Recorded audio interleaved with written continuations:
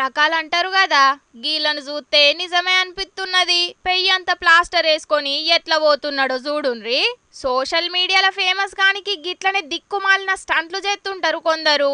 మరి ఇది ఏడ జరిగిందో తెలియదు గాని అంతటా వైరల్ అయ్యే వరకు పాపం అన్నకు కార్లో కూసోనికి జాగలేనట్టున్నది.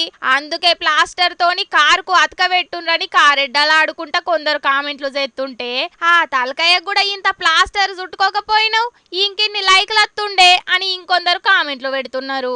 ఎందుకు వచ్చిన స్టంట్లు చెప్పుండ్రి గివి. ఆయంత గాశారం మంచిలేక ఆ కవర్లు తెగిపోయి నడి రోడ్డు మీద పడితే నెత్తి వలుగుతుంది. వెనకచ్చే బండ్లతోని ఇంకింత పరిశాన్ ఉంటది.